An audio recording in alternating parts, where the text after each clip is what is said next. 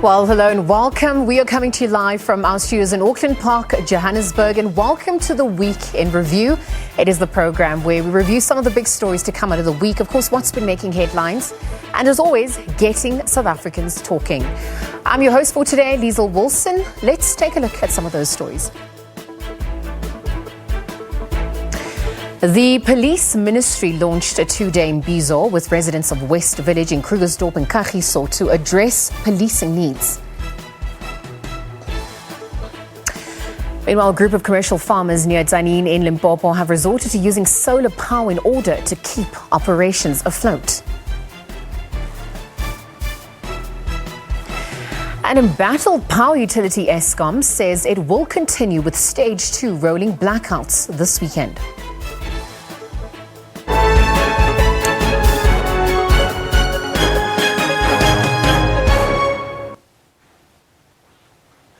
Right, so those will look at some of your headlines. Let's get into some of those top stories now. Former DA member and member of the Gauteng legislature, Magashule Ghana, says that he will contest the 2024 general elections. It follows his resignation from the party and the Gauteng legislature. He joins a string of other black leaders, including most recently Phumzile Van Dam, Bongani Baloyi and Mbali Ntuli, who've also left the party. This political alternative will contest political power in 2024. It will be an organization. So I'm not starting a new party on my own, but I'm joining others that are already having these conversations, but having had the courage to stand and say, you know what, the time has come for us to do it. The time is now. South Africans need to come together to create an alternative, a new culture in our politics that's going to take the country forward. So me, I've discovered my courage. And I'm asking others to discover their courage. Well, outgoing KwaZulu-Natal Premier Sihle Zikalala in other news has rejected suggestions that the provincial leadership forced him to resign. He was addressing the media following his resignation as the Premier. This follows his defeat during the closely contested ANC Provincial Elective Conference last month, where Zikalala also reiterated his support for former President Jacob Zuma. There are those who have accused us of betraying former President Jacob Zuma. I wish to make it clear that I have supported former President Zuma right from the beginning, from the 14th of June 2005 until today. I have supported him as a leader and someone who has sacrificed his life for South Africa to be liberated. My support has never been personal, but organizational. At no stage have I ever tried to get a position through being associated with him. Equally, I've never badmouthed others because they didn't support him. This disputative narrative further accused myself in particular by suggesting that I've aligned myself with President Ramaphosa. And it should be noted that it is the tradition of the ANC that dictates that members must always accept and work with the elected leadership, whether they have supported the election of that leadership or not. This is a principle of the movement. Right, on the back of that, KwaZulu-Natal Premier Sihle Zikalala resigned this week, and addressing the media following his resignation, Zikalala says he never betrayed former President Jacob Zuma, as we heard in the clip, and this obviously follows his defeat during the closely contested provincial elective conference which occurred last month. He lost the position of chairperson of the ANC in the province to Siboniso Duma. He says his support for the incumbent ANC president is also based on ANC principles. In other news, though, earlier this week, Magashule Ghana resigned from the DA. He joins a string of other black leaders to have done so. Perhaps for more, we're joined by political analyst Sandile Swana. For more, very good afternoon to you, Sandile. Thank you for joining us here on the SABC. Good afternoon to you, Liesl, and your viewers. Let's start off with the resignation of Premier Sihle Zikalala. The timing of this, having prompted his resignation now rather than later, do you think the resignation was inevitable? Yes, in many ways, this resignation was inevitable when the results of the eThekwini region started coming out and showing that there is a certain version of KZN politics that is gaining the upper hand. Those who were not properly aligned with that version of politics were going to come under pressure to find alternative employment. So with that said, what then is the impact of his resignation for the province, perhaps even the consolidation of the power centers? And what do the procedures look like for now? What is happening now, whether you are looking at KZN or the Eastern Cape, you are seeing that those who've lost power will then lodge themselves into other processes that are going to contest the December 2022 conference and position themselves for the 2024 elections within particular slates and lists. So that is basically what is going to happen. This is not a neutral stance to say I'm going to go and sit at home and do nothing. No, that's not what it is. It is probably going to align himself with a slate that is going to secure his political fortunes going forward. And perhaps as we look at the way forward with Sihle Zikalala having resigned, who's likely to replace him? I mean, we obviously heard of Nomusa Dube-Ncube as well as Amanda Bani and Mbali Fraser, all having been submitted for interviews to replace him. And I wonder, in lieu of this, what's been reflected in these dynamics? The politics of KZN have showed us sophistication and complexity in the sense that the RET forces and the Taliban tend to obscure the candidate that they want by putting forward a plethora of names, and then the actual candidate is hidden within that plethora. We saw in the chairpersonship of the province, and others were presented, and then at the last minute they just disappeared and the true candidate emerged. So it doesn't become easy because the underground tactics are being used by the Taliban here. I'm not saying they are wrong, but these are skills given the background from which they come. These are people who've got a strong political underground within their... Well, Sandile, with that said, as we look at, what this all does mean for the KZN ANC, and perhaps also on the back of, the province having been ravaged by floods, as well as the July unrest just last year, what are some of the issues that this incumbent leadership is going to have to grapple and deal with, particularly for the province? The disaster of last year, economical and in terms of infrastructure, there is a feeling in KZN that there is no attention that has already been paid to the disaster, the repairs and the economic restoration of KZN. So that will be one issue. But at the same time, the economy has actually slid. I mean, the economy and the standard of living is collapsing, and the economy is not picking up at the pace that it should to actually create more jobs, more incomes, and so on. So that is where their focus has got to be. Absolutely. Thank you very much for those sentiments, Sandile. Perhaps as we also look at other stories making headlines, just very quickly, dynamics within the Democratic Alliance, another black politician having left the DA, Makashule Ghana. What do you make of these resignations?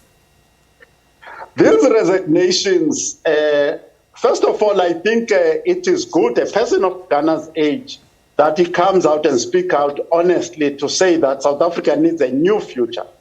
And that new future has got nothing to do with apartheid, separate development, and old-fashioned neoliberalism or classical liberalism.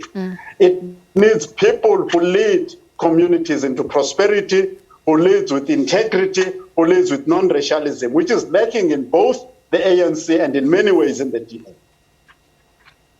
Well, obviously, as we look at restoring South Africa, its credibility of the state, legitimacy at large. I mean, the dynamics unfolding amongst the parties obviously also impact them. I wonder, just in conclusion, how do these resignations impact the DA, its brand at large? Will it potentially also affect the black voters come the next elections? How do you weigh in on this? Yes, I don't know. The DA is not growing. Let's start there. But certainly the Action SA in particular is growing, which means the liberal view, a South African version of liberalism, is emerging. And I think at the end of the day, I wouldn't be surprised if somewhere Ghana appears in the Action SA type of slate, and bringing a lot of a different flavor to politics, which is based on hard skills, competence, and ethics. So there is a new form of liberalism that is emerging, but those votes may actually go to Action SA. I think Action SA is going to benefit a lot out of these developments. Oh, let's see what unfolds from those dynamics. A lot at stake. Thank you very much for your time. Political analyst Andile Swana, again weighing in on some of the top political stories making headlines this week. We'll leave it there, take a quick ad break and continue with more on the other side. We'll be right back.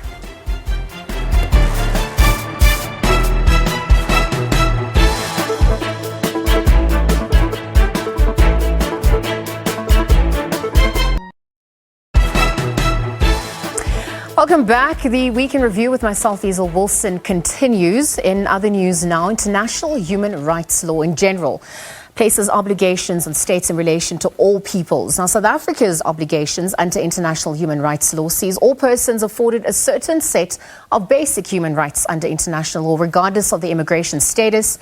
They're party to the 1951 Refugee Convention. But it's also a concept that's been enshrined in the South African Bill of Rights, which affords the right to human dignity. As migration issues once again comes to the fore in South Africa, the status of refugees under the spotlight, we're going to be exploring the convention relating to the status of refugees and whether it is living up to the times. Lwazi Somya, senior researcher at Southern African Liaison Office, weighs in. A very good afternoon to you, Lwazi. Thank you for joining us here on the SABC. Good afternoon, Isla, and all your viewers. Perhaps to contextualize this discussion, and it's important to understand our contemporary reality.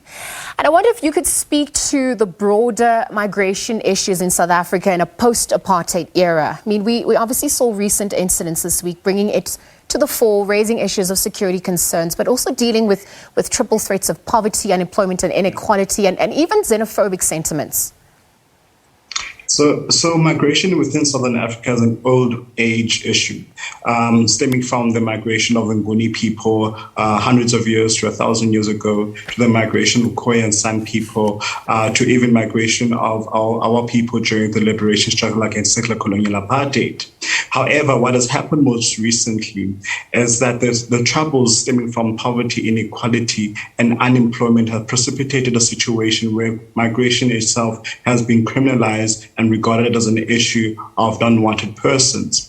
When we look back into our history and where the international legislation and treaties that govern the regional actors in particular countries, it stems from the situation of World War II, where Jews were seeking refuge from the brutalization of the Nazi Party government. When you look at the International Convention on the Treatment of Migrants, along with an international treaty facilitating migration, it defines persons who are seeking refuge in other countries due to political unrest, violence met up against them, and even persecution, along with issues around war and conflict that precipitate migration.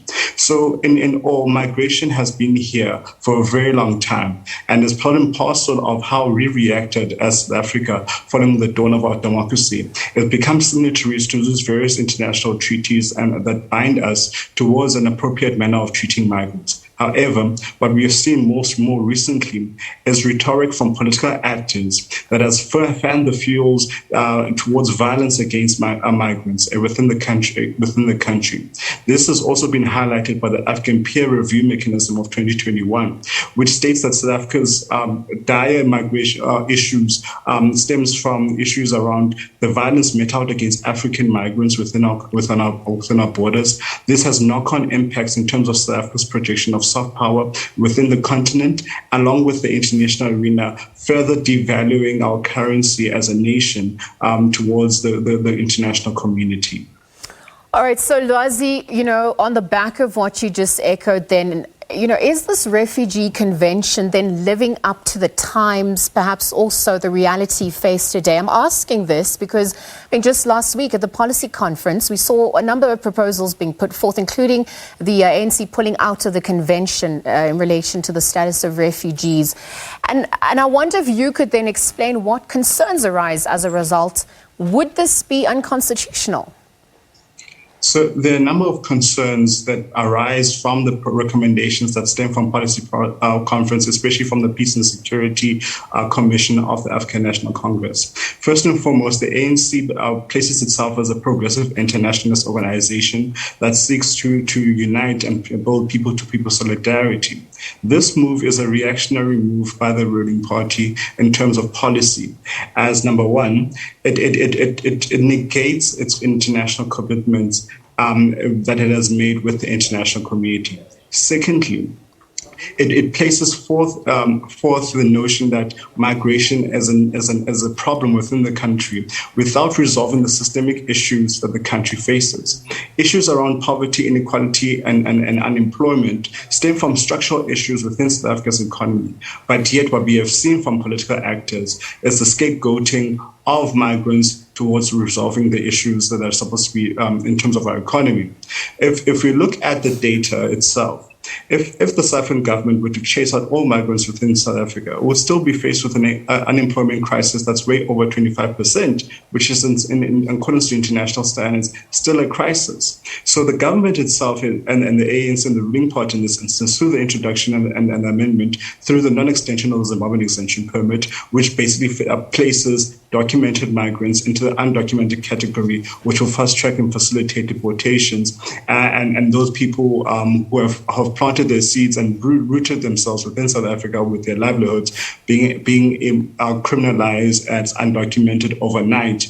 This has huge human security fallouts as people are not willing to move back to situations where they are treated with great injustice. And then the second issue of worry is our positioning within the international community, where South Africa has this long-held constitution that places us as at the center of humanity in terms of our response to issues around geopolitics and even issues around how we treat the most vulnerable within our communities. This will be a backslide towards our democratic gains, in which the recommendation proceeds. And then the issues around constitutionality. Since the dawn of our democracy, South Africa has codified and domesticated many of the international treaties we have signed onto, similar to the Treaty on Migration. And part and parcel of that is to show the international community our humanist and human rights approach towards progressive internationalism and how we engage with the international community. Once we have done this, we will not only be creating a human security crisis, but we will also be creating an instability crisis within South Africa and the region, and fundamentally undermining South Africa's power and influence within the continent, along with the international arena. We will be essentially going backwards on our democratic gains and our positioning as the ones who uphold the values of the continent and lead the way forward in terms of the protection of human rights and other related incidences.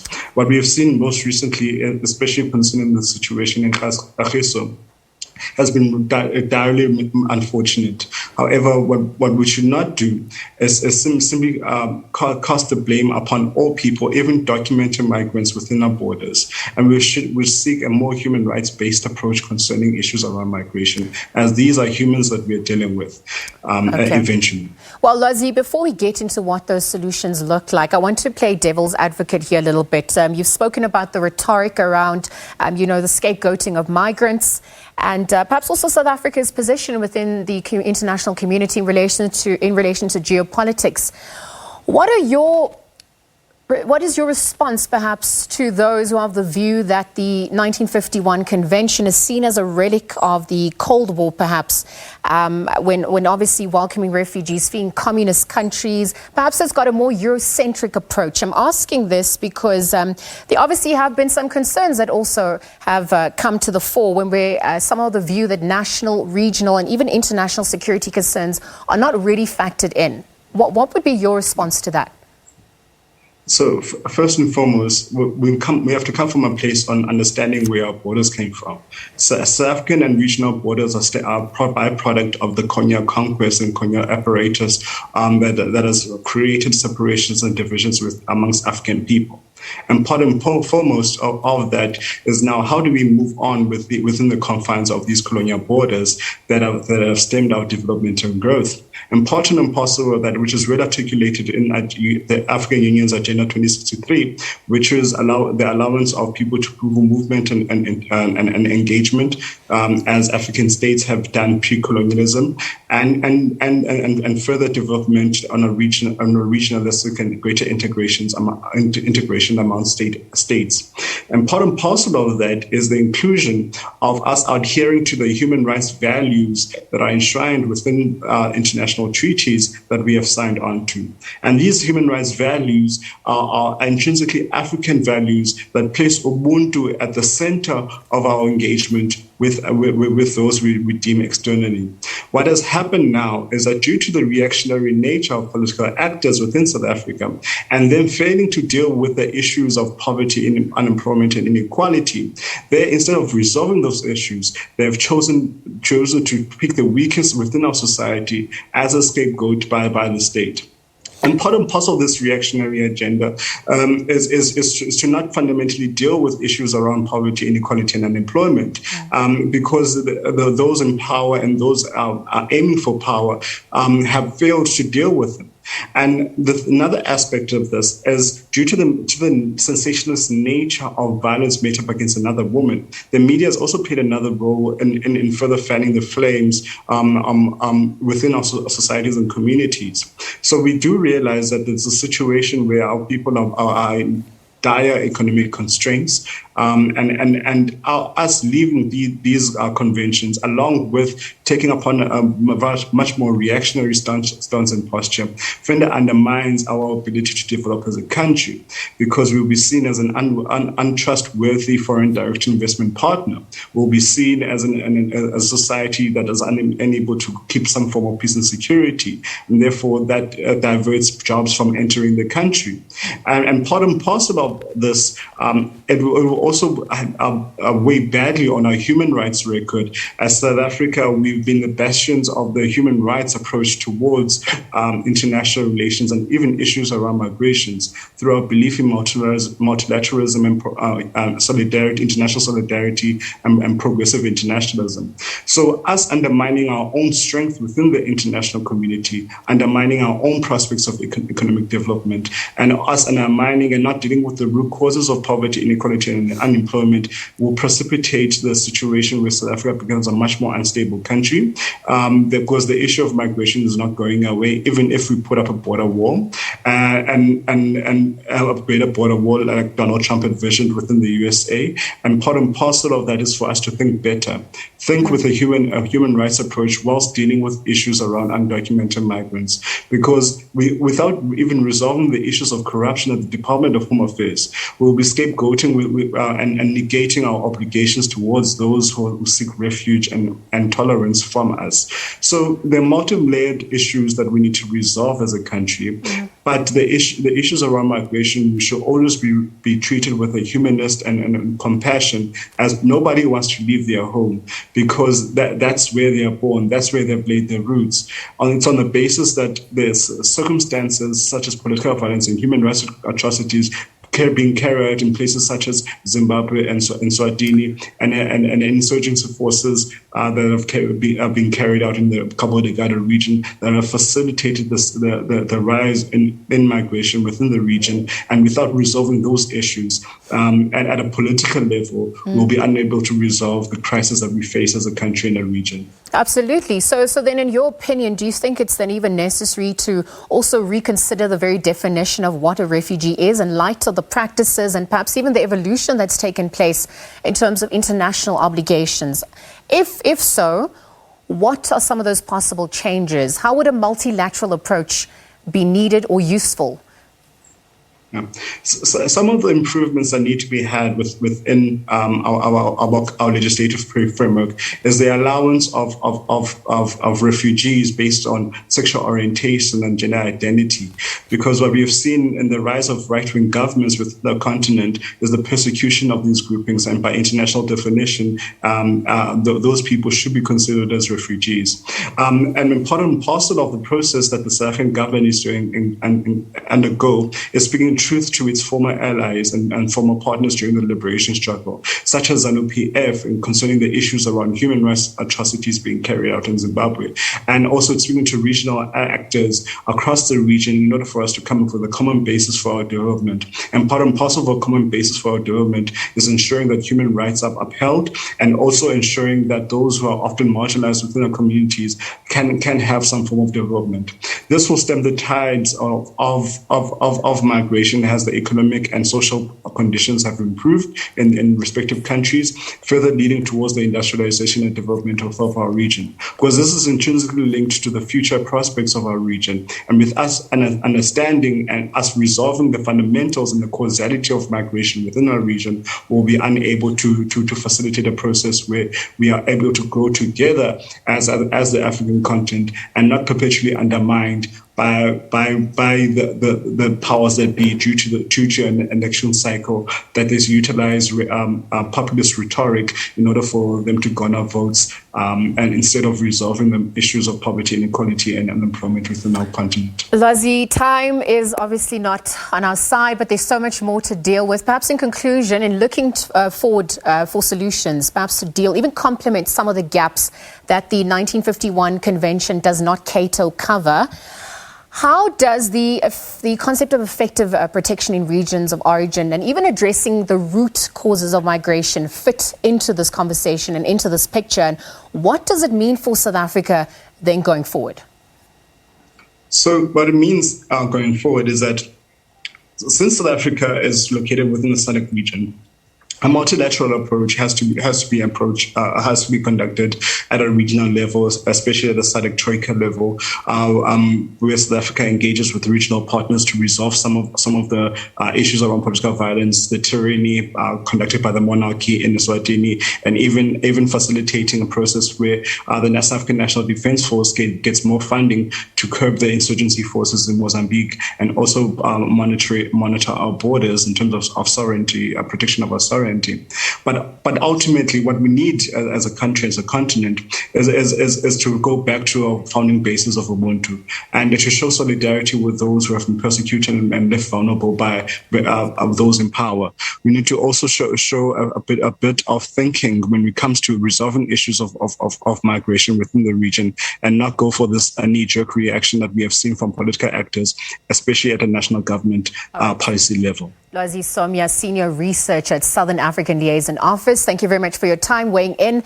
Again, as the migration issues once again come to the fore in South Africa, the status of refugees under the spotlight as we explore the convention relating to the status of refugees and whether it is living up to the times. Thank you very much to him for his time once again.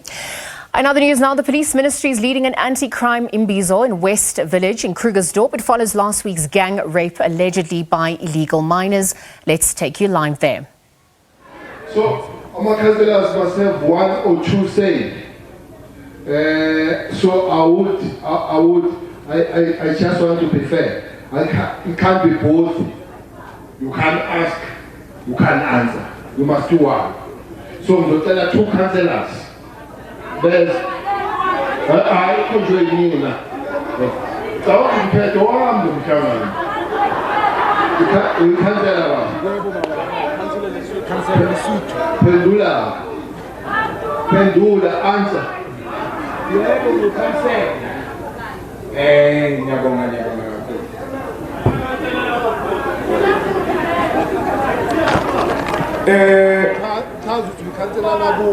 What is your word? What's your word? Disagree here. All right.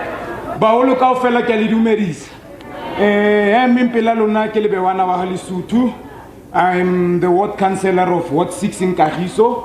That is the ward that in the recent few weeks bomme baba bedi bane ba rapiwa ba ma security woto nyaka ke mazamazama which bane baba kidnapile ba le 4. So ke ka ho taba ena ho nna yo tlapelong ba ho lebaka jwale tsatsing lena ke le boela monyetla ba ho le ba rona kaofela ke le hlomphile ba ho lebaka a ke re ka jeko re batla di solution re le fa kere ene ke nana hore ba etapele ba rona ba leng hore ba odimo le rona ba hlalositsa kere di solutions se ba te ba tlotlang ka tsone but le nna ntwe nka ratang hape o e hatella ke le mo councillor ke ipea pela lona le nna taking an oath like I've taken an oath to assist the community ka di ketsalo tse ntse di etsang ke hore number 1 ra tseba hore masoko mapodisa rona a sokola baholo ra tseba hore divene di a shota ra tseba hore equipment e ngata bana yona kere ke ka o a ile hore ha batla ko mamela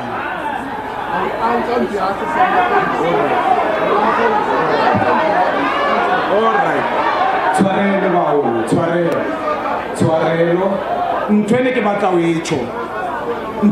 etso go rona re le baetapele ba community we need to work hand in hand le makansel le mapodisa rona baholo. We've seen we've seen the recent incident etsahetseng whereby the police alongside Bontate Mawela, Bontate Mthembu re berekile ha monate le bone mo eleng hore ha ona batho ba community ba bileng banna against mapodisa but we were able to do the same operation ke kope le community jaaka ntse di operation because le lile ka mathata hore batho ba hale ba tshwara ba tsamaya go police station mapodisa le bona ntse re sebedisana mo ba re hlalosetsa hore bothata bo bong ke hore why ba charge fela ka illegal immigrant go re di positions sa bone le rona re qeta o dinka o bone ra di luta baholo then e o etsa case rona in a week go police station then on the other ya taba ya rehabilitation rutlile ntate meya o tlile ka solution baholo ba ona it's just that a proper presentation must be done in all the communities hore muruo e tore thusa jwang re le basebetsi ene re kopa mtate meya ra wa rona a emele mantswe a hae hore ha ona company e tlotla mona e benkela batho ba rona mosebetsi jaaka tsa ikemetse pele hore company teng e tlo re sebeletsang jwale ba ahi ba rona kaofela.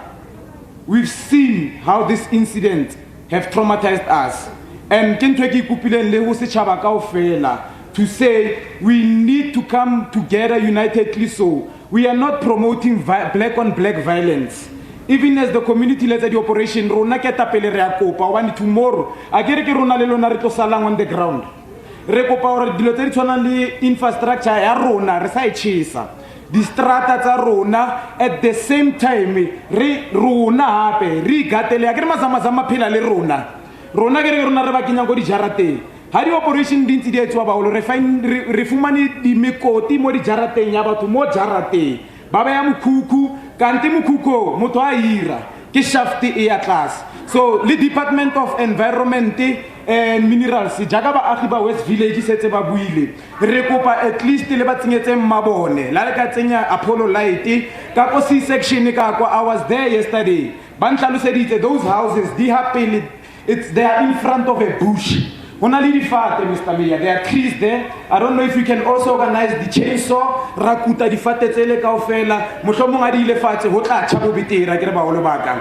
So the community tse kaofela re tlo sebedisana ene bontle bontse le boetsa community tsa rona tsa o leng gore le ntse le sa bolae batho le ntse le sa senye infrastructure masepala le rona re le keta pele rata gore re a leboha a mosebetsi o motle o ntse re etsa o tswele pele ka o tshwarisana ke re ntwe ke chain le department ya rona ya home affairs ra tshwarisana kaofela a tsone to DRD DMR le lona ra le kopa and I would have liked for today's meeting Lancaster to also be present next time.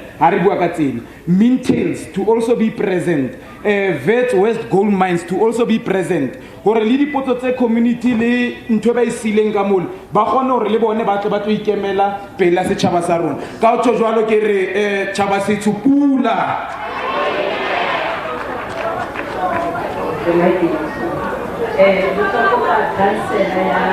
Area to say something.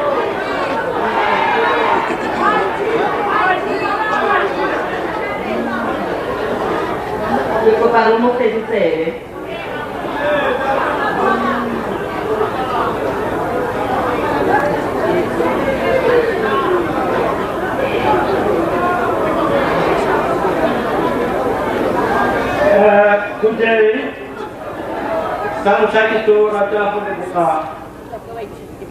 Untitled Minister for his presence, Mo West Village, and all protocols observed.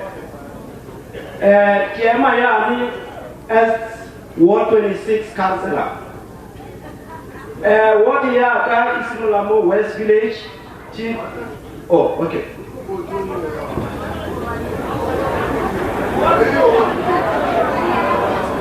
Bagolo ba ka ke le tlompile. Okay, so as a ward,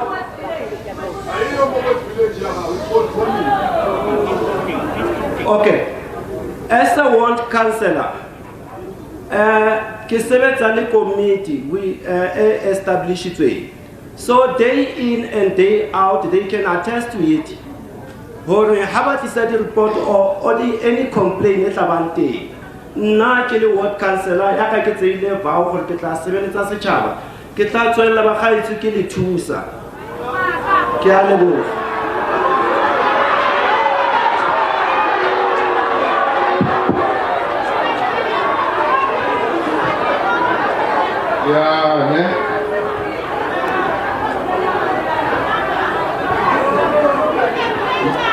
May you please be seated.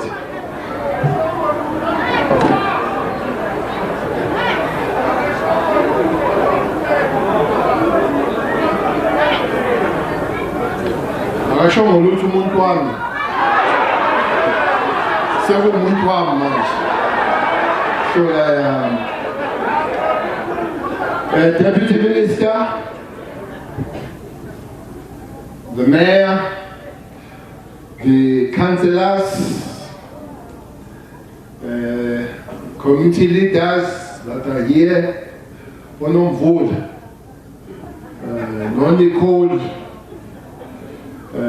Non-Tombi, Non-Mbulele, No-Zod, No-Grace, the Deputy National Commissioner of Police, Provincial Commissioner, the head of Correctional Service here, the head of Home Affairs, and bonke nje abantu bakahulumeni. But the real VIPs today, the community of this place, you are the VIPs today. We are here because of you. With all these people I've mentioned, we would not have come here if we know you. The head of Hawks in this province, Tatukeka Molo.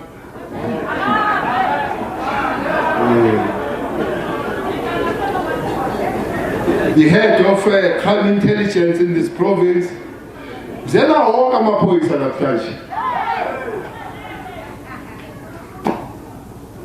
abefundisi nalo lo mfundisi ozondayo ngiyaqala ukuza umfundisi oshoyo ukuthi ngiyazonda ubhekana yedwa bafundisi ake nihlangane nithandazele inzondo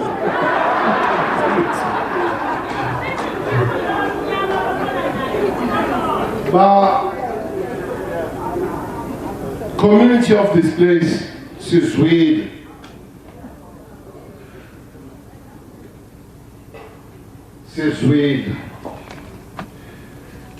ey'ntweni ey'ningi, many things you said ngizama ukuthola igama lakhe awuthatha igama lalo wasisi I think this is visual this Othe Vuyiswa. She says, allow us to sleep. To me, that rounds up this coming together. To me, that's an issue. Allow the people of this place to sleep at night. If we can do that, we can go home and rest. If we can do that, we have no business to come back here again. Therefore, we will have to do that. To me, this meeting is about that. To allow the people of this place to have peaceful night. These other things that we have to add. To allow women to be women. To allow children to be children. To be able to go outside and play, not to convert the whole community to prison. Because by listening here, there is no community here, there is a big prison.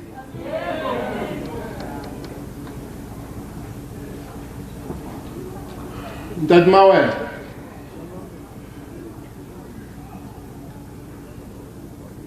No mama msigeti. No tatkeka.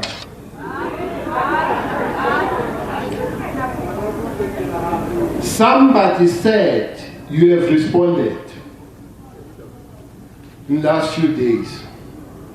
But ask, where is the consistency? Where is the sustainability? We need that sustainability. We need to be here. We need to do what we have done. I've been on mountains myself here. Hey,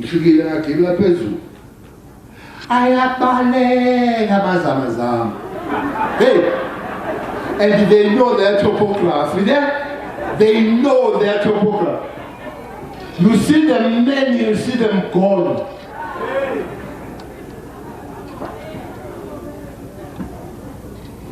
There are a few points I want to respond to as points. Ngizwile Nicole. Angalela ngakuzwa. Ngiyokuzwa nje njalo ngokhuluma.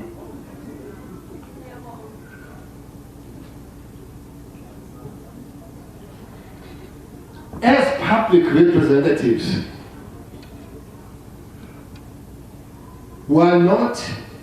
we should not call what we do jobs. We're not doing jobs. We're serving. There is difference between having a job and service. That's why I want to start number public representatives that I call councillors. You don't have to wait for these meetings to address meetings, my councillor. You don't. Ngizokhuluma namakhansela uwhite wenu. Mina ngikhuluma namakhansela that are elected and they are public representatives. By the way, amakhansela angisazi noma once or twice a month must address your constituency, your ward. You must be there. You don't have to invite them to come to this meeting. You need to go to them where they are. That's what councillors must do. You know, these people that don't address and visit communities, they are missing out. You know, one thing that is nice and beautiful is to listen about where it is. But what you get out of that, you get the genuine understanding of the feeling of the people.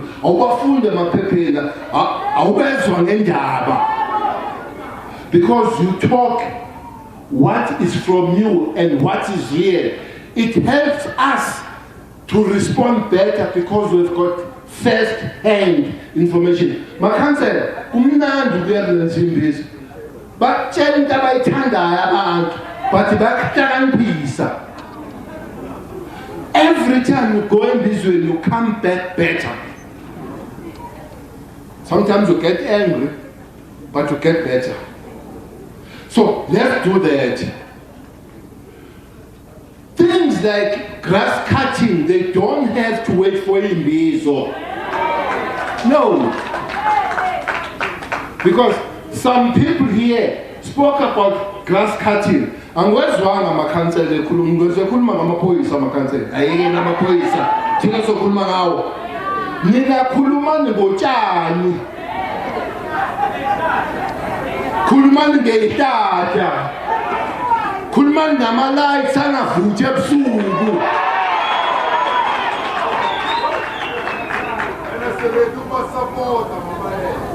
Khulumani ngamanzi. Khulumani ngama-potholes.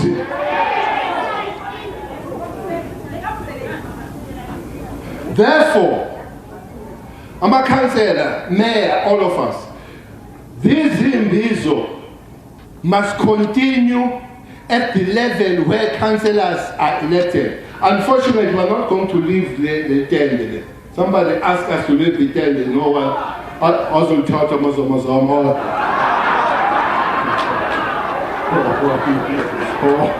You know, Mazamazam. I can't go on my pencil, long apart in the side.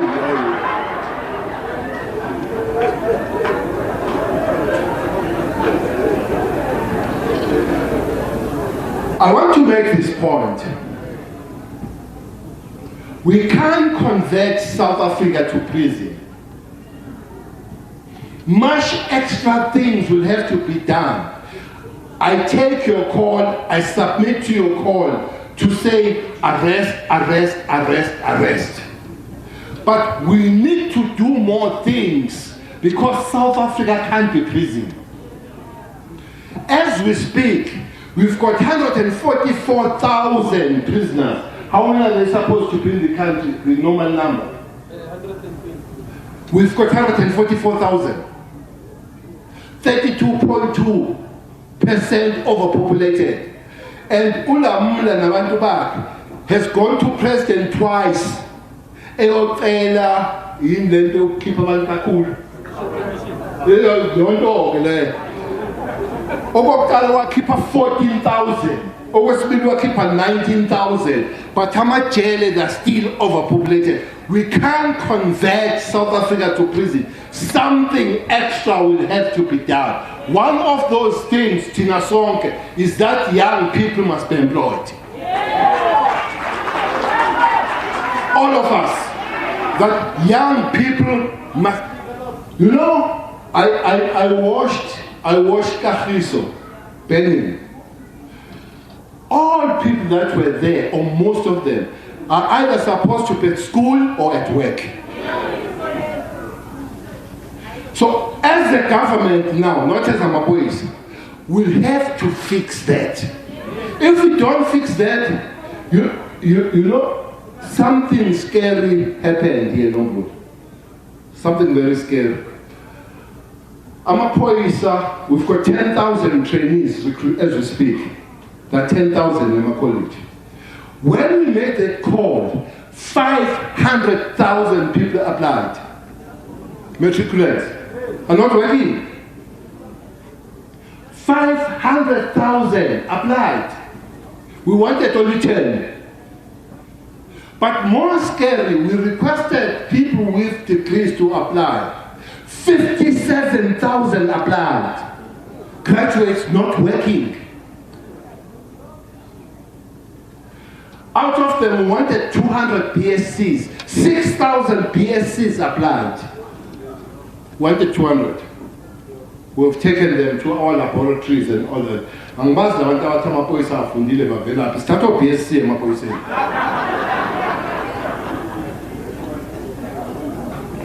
So that is across the board, across the government. Uthe calling maybe president kufanele nje president mangaka ama-minister awutheti ba mhlawumbe kufanele ake wathumele wonke o-36 azokela la wonke umuntu aphendule because thina samaphoyisa sinebhadi thina samaphoyisa sithwele izono zabantu thina anivali imayini nibiza thina anikhanyise ebusuku nibiza thina abantu bayadakwa emashibhini bagwazana nibiza thina hayi bo savelelwa bo ake nisibizeni sonke nje siwuhulumeni shiyena yethu umongameli but wonke umuntu azokolela Kenibuze nje ku-arts, culture and sports ukuthi ziphi indawo zokudlala ingane. Where are the sports fields here for kids not to go to Shibins? Because it doesn't help to say don't go to Shibins, but you don't give kids alternatives.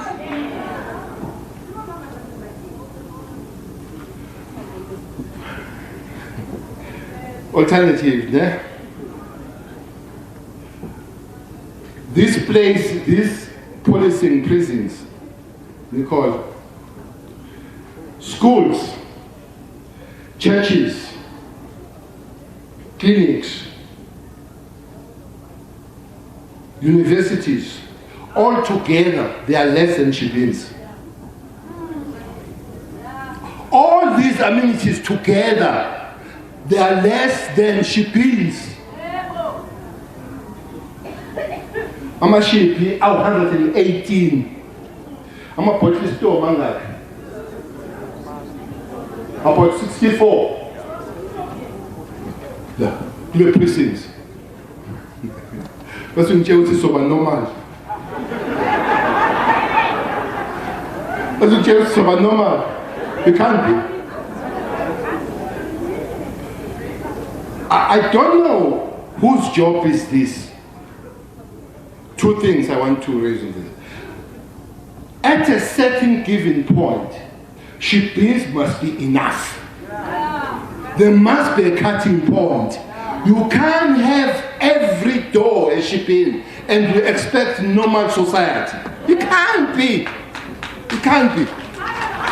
So, whether it's a council, whether it's a province, whether it's national DTI&C, whether it's the alcohol board, somebody somewhere must say Shibins would be this number and this number has been reached. You can't have representation. But you are supposed to tell me you should believe on household, every whole house is a sheep. No. I don't know who gives licenses for spazas. I don't know who. But there are 89 spazas here.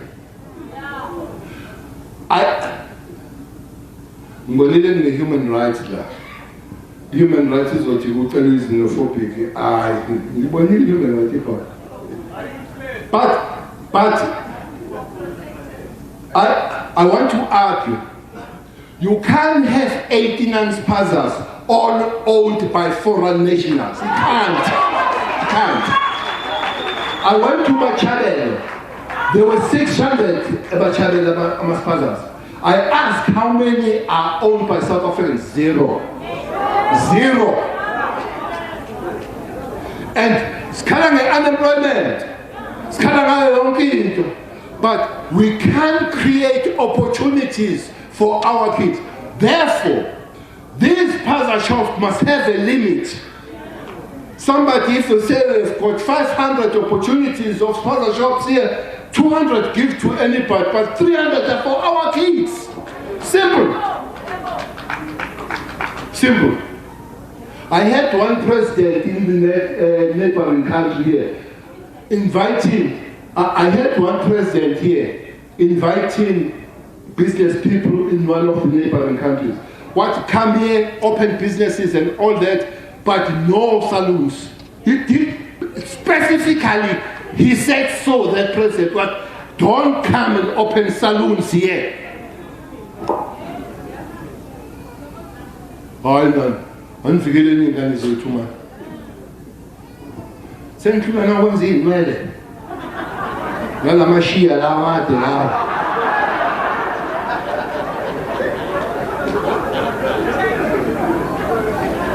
I-problem, yabona uma sisicela mayihambile lapho nombole wenza lamashiya, ithatha isikhathi eside manje.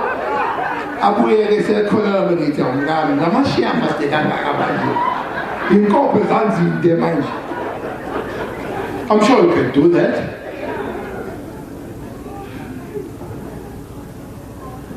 Yes, but is it correct? Charity begins at home. You don't exclude anybody, but you can't everybody well fed and with your kids sleep in stomach. You can't be. And then you expect everybody to sing hallelujah. I feel like a suit in North Carolina. No, can't.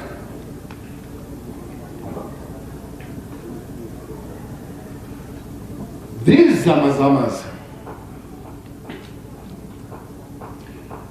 I want to repeat this.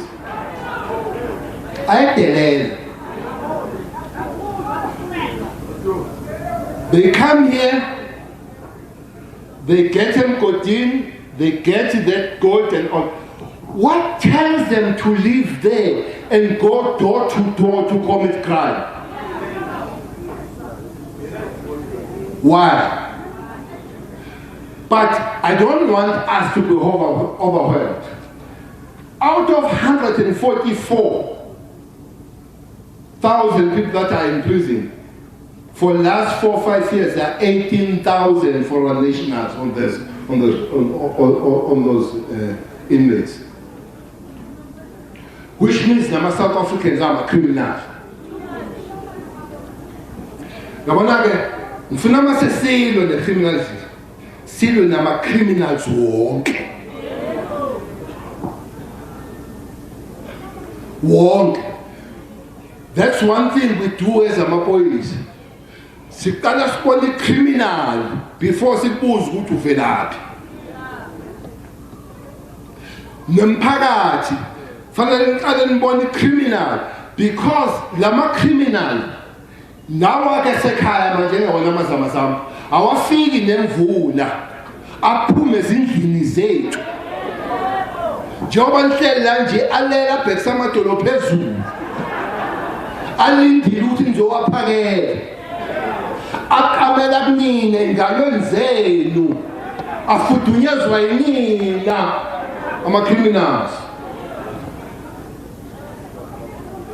la ni complaina ngokuthi amaveni apaka emzini kuze kuse. Ni complaina ngokuthi amapolisi ajola ngawo amaveni. Ajola noba.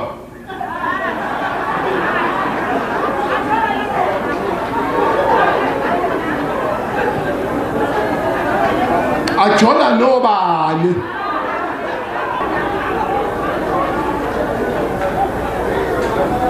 Mantombazana, angisho ukuthi ngingajoni namaphoyisa ami.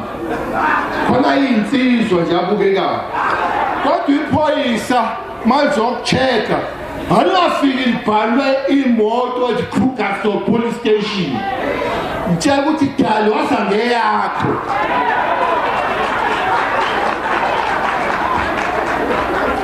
Because we are contributing with situation yokuthi ingaliwa nekhani mayipake imoto ithatha intombi yala ekhaya kuyothengwa kwa-checkers ngemali ye-bribe kubuye uma wala ekhaya pheke kuze kusa Mkhonyana ungahamba ungakadli kuyafonwa station kufuna iveni ipake kaMkhwanasi.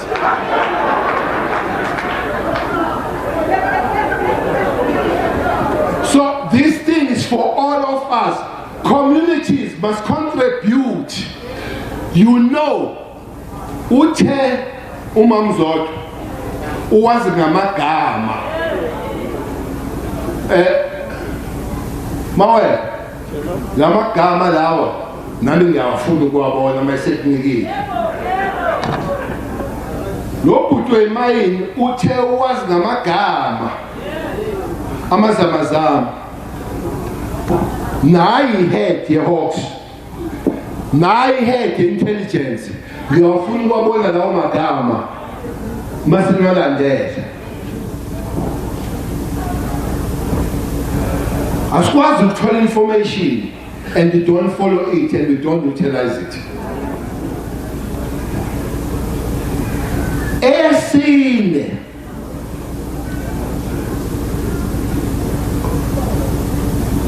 People have been raising this thing, even when you speak with your kids at home. But leli golide, labantu ababoshwayo, ababonakali benegolide. Lamazamazama lawo, awabonakali ukuthi lo muntu unegolide. Sometimes I don't even think they know ukuthi ini golide. They don't even know what gold is. Who are shining out of this gold? The time has arrived, Mapoisa. Ukupuga. Let's go up and find where does this gold go to. As we chase these zamazamas, they must help us to tell us what it is and shut it there. We can't be chasing amazamazamas every day. Because if we find abantu abathani golide sibavala bazoyeka ukumba igolide amazamazama because they have nowhere to take it to.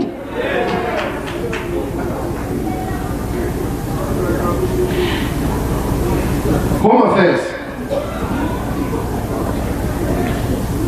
I've been moving around these zamazamas. There are 12, 14-year-olds there. Literally. There are 14-year-olds. Where do you come from? I come from Maputo. Now, there is no 14-year-old who are bringing these kids here. These kids are brought. There is no 14-year ezosukale eMaputo azukuthi kunemayini eKrugersdorp. I don't even think they know Krugersdorp.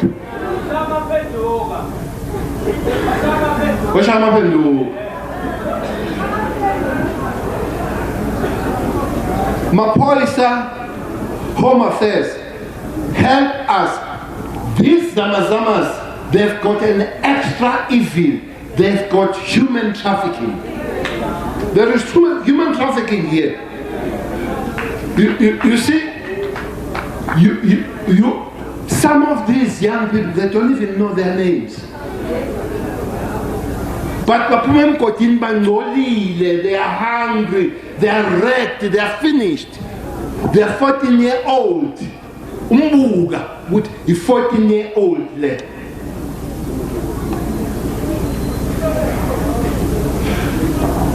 Let's also protect humanity. It's our responsibility to protect human beings. Either they are South Africans or wherever they are human beings.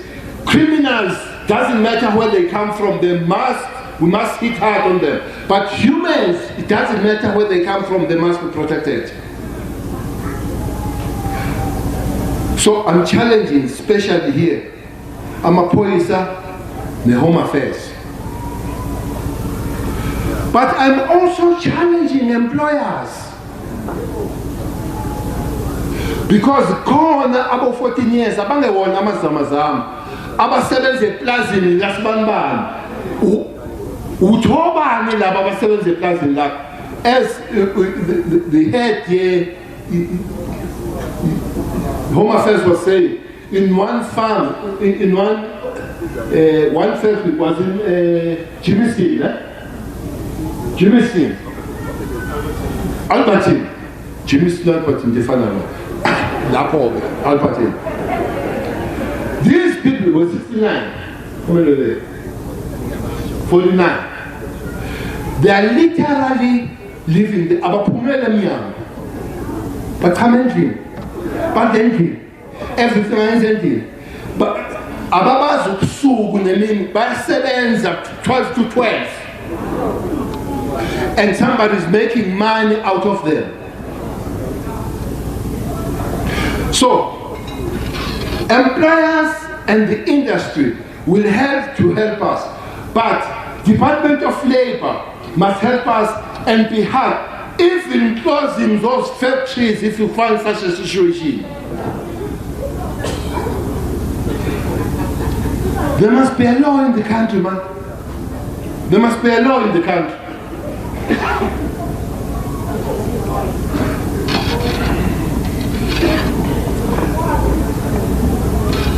There is a point that I think 3 people raised it.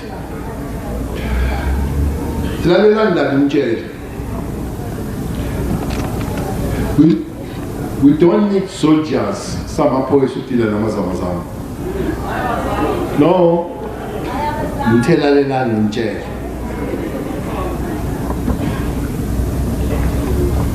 Amaphoyisa ayahamba yotrainer.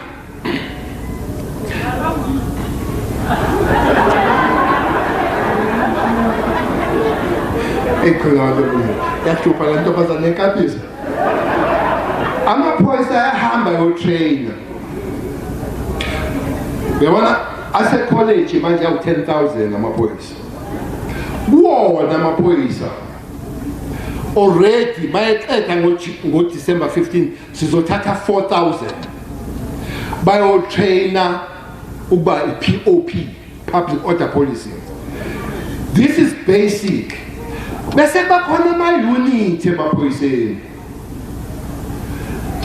I-unit engijwayele kakhulu i-TRT ibiza ngama-barrett le. Uyabona, if we unleash ama-barrett la wadinga amasosha.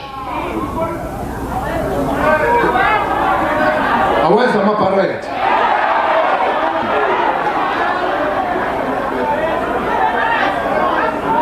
When you unleash ama-barrett, we don't need soldiers. Ama-barrett, they're enough. But above ama-barrett, kune unit ebizwa ngokuthi NIU, National Intervention Unit. Okuthi makhona ukuhlula ama-barrett ulande bona akukuningi ukuhlula ama-barrett. Akukuningi ukuhlula ama-barrett. Kodwa umehluleka ulande NIU, National Intervention Unit. Labo bagqoka abagqoka ama-barrett bagqoka igqoko omakalapa. Ngaphezu kwabo ulandethiwa i-special task force. Ngelanga sasifikile ne-special task force.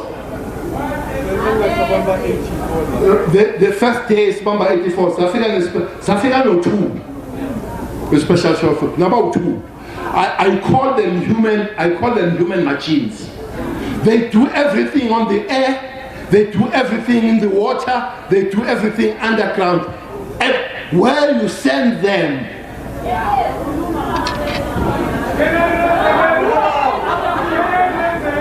this is under. I'm simply saying, provincial commissioner, national commissioner, just one day, unleash all the forces you have in Mapoy. Said nobody will want soldiers again. Just can not keep it in a special task force.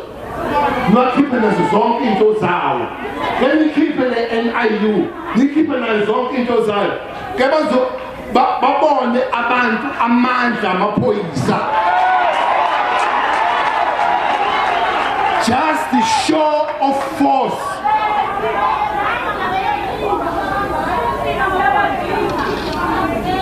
So but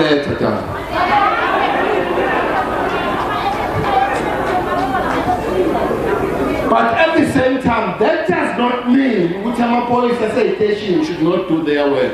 You know, it's painful when you sit here and you hear abantu bekhala police.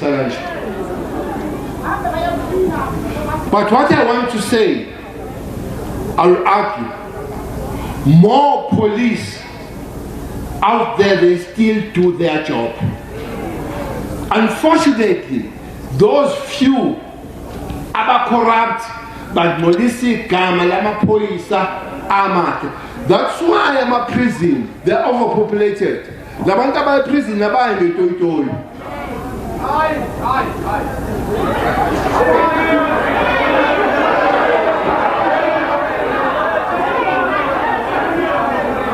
Police, ungamhlali isiphathe mkhiphe.